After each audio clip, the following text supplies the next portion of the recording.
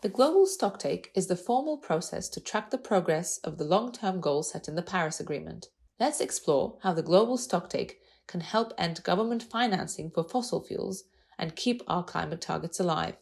Carbon dioxide emissions from fossil fuels made up 65% of total emissions in 2019, but governments are still financing the production and consumption of fossil fuels. The Global Stocktake can help raise awareness of this and drive countries to phase out financing. So far, countries have not committed to phasing out their financing for fossil fuels.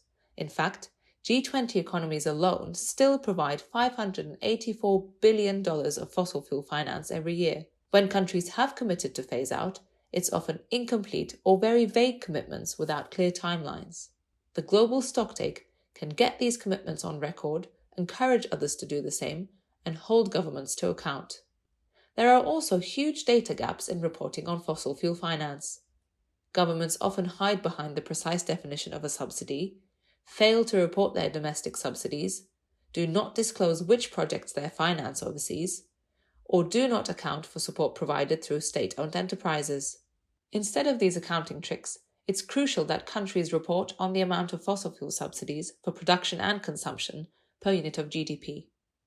Because the Global Stocktake will offer regular monitoring and adding up, it can turn the static indicator into a collective alignment and understanding of progress between governments. Governments' current fossil fuel production plans, even with the recent commitments at the COP26 climate conference, are not in line with keeping global warming to 1.5 degrees above pre-industrial levels.